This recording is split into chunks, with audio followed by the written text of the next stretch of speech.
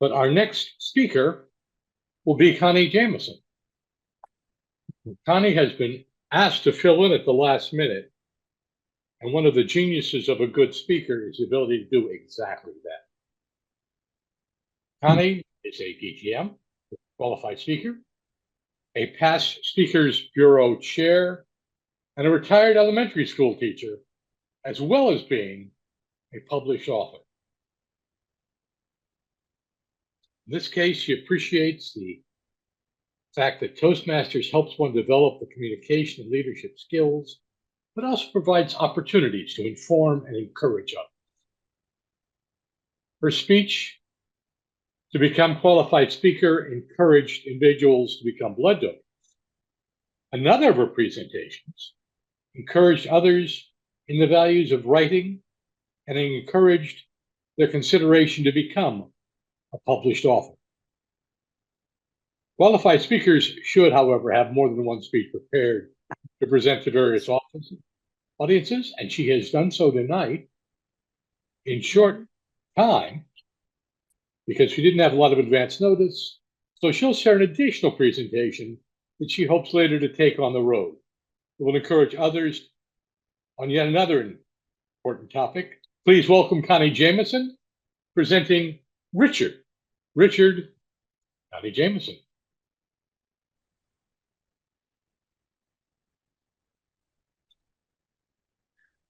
I first met Richard in the words of a song by one of my favorite duos, Simon and Garfunkel. Mr. Toastmaster, fellow Toastmasters, any welcome guests, I share the lyrics of that song to introduce you to Richard Corey. They say that Richard Corey owns one half of this whole town with political connections to spread his wealth around.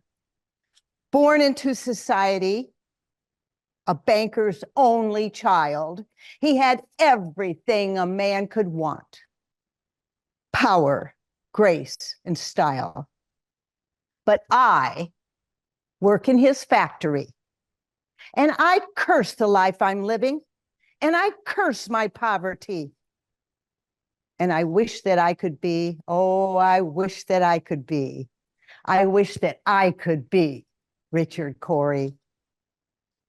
The papers print his picture almost everywhere he goes.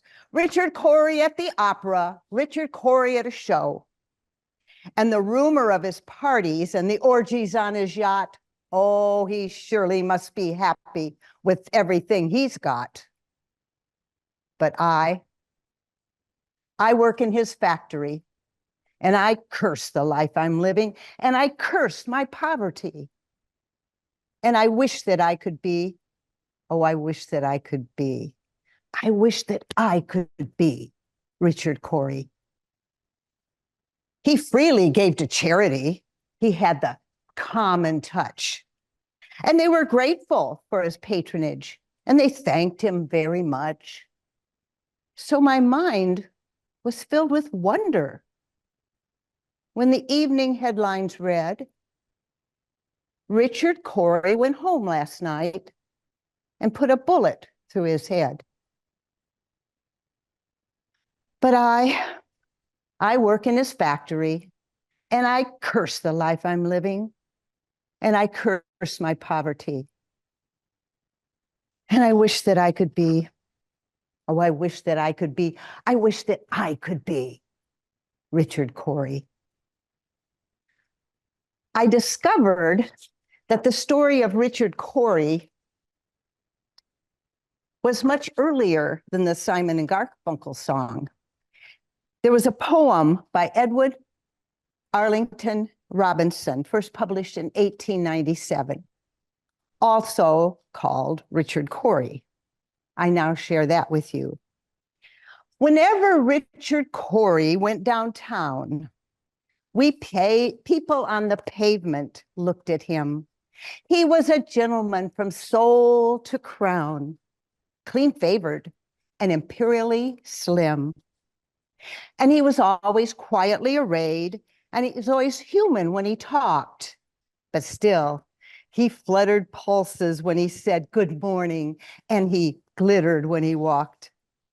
And he was rich. Yes, richer than a king, and admirably schooled in every grace.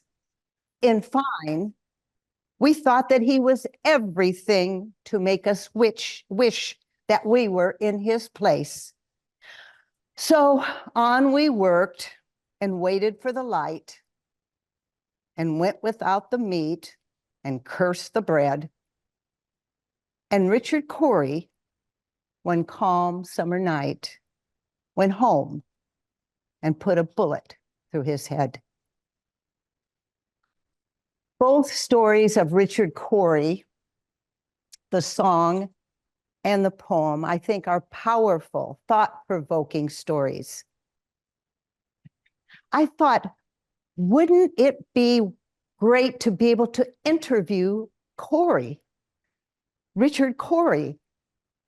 The big question, of course, would, okay, this is strange. You went home and put a bullet through your head. What was home? I'm sure a huge mansion, but perhaps it was cold and sterile, elegant, but empty, empty of warmth, companionship, laughter, love. The rumors, Richard, rumors of parties, orgies, real or just rumors? Rumors because our assumptions that people like you would naturally have lives filled with fun, frolic, and friends. Did you? And if you threw those big parties, did you enjoy them, or were they just for show for others? In the poem, Richard, you were described as going downtown and townsfolk viewing you with awe and admiration. But in my mind, I see you alone. Did you have any pals, buddies to join you? Real friends, not those that were just there for show or to get what they could get. Real friends who cared about you. Asked another way, Richard, did you indeed have it all, but more? Insecurities, loneliness, depression, inner demons. Sorry, Richard, but too often we have the assumption that because someone has wealth, looks, talents, they also have happiness, fun, friends, inner peace, and don't have to deal with daily problems, frustrations, insecurities as we common folk do. But that's not true, is it, Richard? When I think of the lessons from the Richard Cory story, I think of money can't buy happiness. Don't judge a book by its cover. We don't know what goes on behind closed doors. Or walk a mile in my shoes to know the real me. Do you know of other Richards? Perhaps people you've met, people on television, the movie stars, the people in the news. Perhaps you recall people from your past, especially those school years. The star athlete, Miss Personality, life of the party, Mr. Dreamboat Handsome, brilliant student. These Richards were assuredly on the fast track to success. They had a bright future ahead. In some cases, we were shocked to see what actually happened down the road.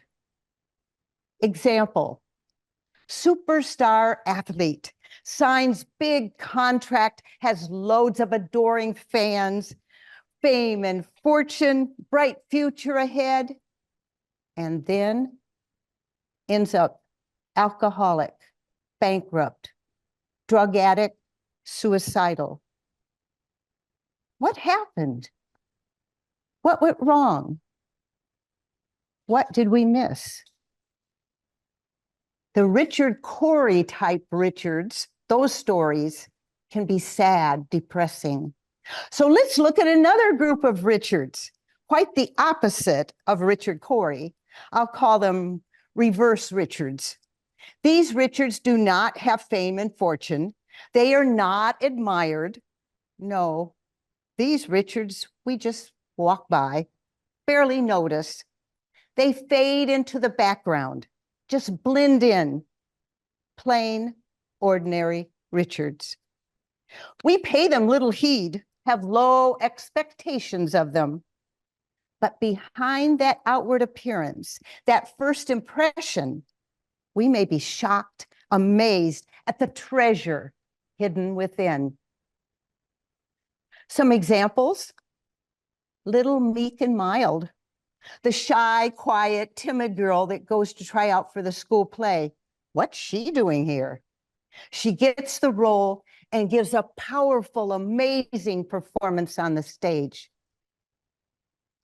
The fumbling, bumbling new professor has students thinking, oh, brother, we have to sit through weeks and weeks and weeks of boring lectures. No, Mr. Professor shares a wealth of information and ideas and quickly becomes a favorite of the students. New office hire. Wow, look at her, that face and figure. Guess we know why she was hired. I suppose that means that now the rest of us have to do half of her job for her. But new hire turns out to be very professional, smart, efficient, friendly, not the blonde bimbo that they expected, but perhaps the brilliant blonde. Elderly new neighbor, shuffling along in his old-fashioned mismatched clothes. Johnny's mother tells him to go on over and help rake the leaves in his yard.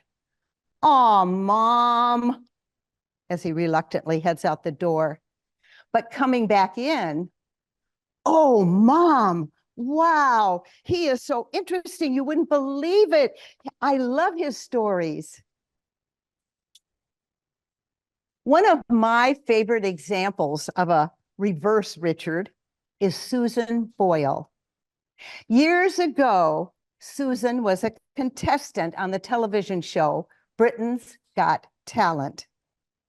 As Susan walked up on the stage, you could see audience members roll their eyes, shake their heads, and have smirks on their faces. After all, Susan Boyle was a plump and plain 47-year-old, frumpy-looking lady who shared that she wanted to become a professional singer. But when Susan started to sing, "I Dreamed a Dream," mouths dropped in amazement. Audience members were on their feet, giving her a standing ovation for the entirety of her performance and cheering her. Comments from the judges included, "You are the biggest surprise I've ever experienced. You were stunning." And another, "You know, everyone was against you to start. This should be a wake-up call." Yes, indeed. You can watch Susan Boyle and her audition on YouTube. I urge you to do so. It's a beautiful, fun, uplifting, hopeful experience. It brought a happy tear to my eye again. Susan's dream did come true. I own 3 CDs of her beautiful songs. But how many people are out there with dreams and talents, but they don't come true because they're not noticed, they're not encouraged, they're not given the chance? Oh, now's the time for a Toastmaster commercial. Yes, Toastmasters has and will continue to help so many Richards achieve their dreams. Are you a Richard? I know I am. I'm a reverse Richard. If you were to ask anybody in my high school or college classes whether I would ever be here or speaking anywhere in front of a group, the answer would be a resounding no. Yes, Toastmasters can change lives, providing the self-confidence, the speaking and leadership skills. But we must remember, we are Toastmasters. And we must realize the importance in recognizing the Richards out there and help them and guide them. I conclude by sharing that I love the sayings that seem to fit the Richard Corey story. Don't judge a book by its cover.